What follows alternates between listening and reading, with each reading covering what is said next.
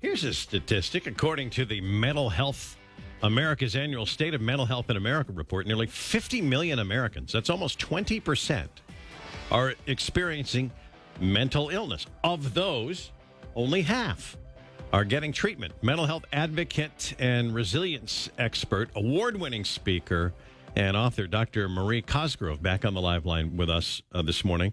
Doctor, thank you for doing this today. To be here with you guys.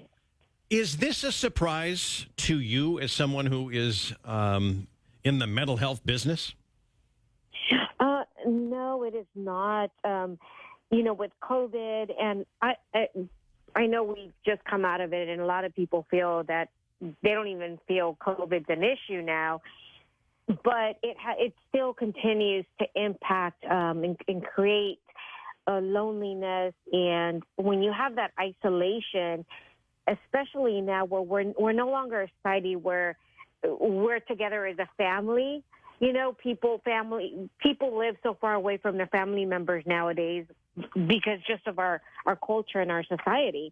Kids go off to college somewhere else, and then they get married, and they're off. So we don't have the many of us, now some of us still do, but many of us don't have the family support that we did, years past. And with all of the changes we went through COVID and all the news that's going on right now, things are different. And so that increases a lot of mental health, a lot of anxiety, a lot of stress. A lot of people are under stress. And not only do we hear about mental stress among the poor and those that don't have access to medical care, but we're also seeing that with people that are highly educated, they're very successful, doing well financially, and they have a lot of stress. And a lot of it stems from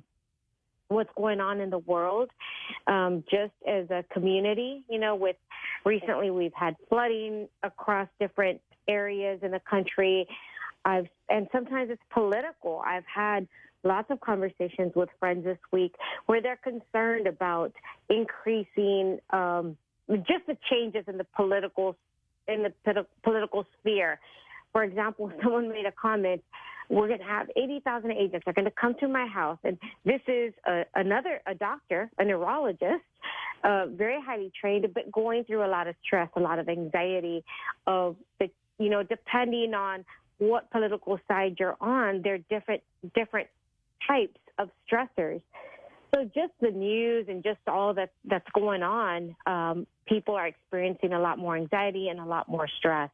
Dr. Cosgrove, I'm curious. I was reading through this study, and Massachusetts moved to the number one spot of all the states. Nevada was number 51 for the sixth year in a row. And I'm curious if there's urban, rural, different characteristics that relate to this as far as that stress level. Because I think when I drive in a big city, it's stressful. Well, but I'm just saying, is there anything that you can equate to that in peace of mind? So, what I do know is that it's different for everybody.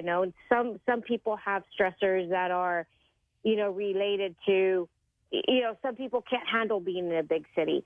Some people can't handle being in a farm. It's for them that's because they're used to growing up in a certain area. So it's different. And then you also have to consider what happened in those areas that increased that stress level. So, for example, you might see an increase in anxiety and stress or mental health issues in an area where there's a major event happened, for example, a flooding or a hurricane or a mass shooting.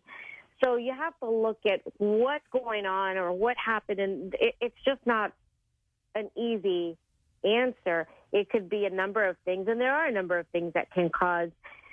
For example, there are different types of mental illness. There's bipolar, but what we're seeing an increase in is anxiety and stress.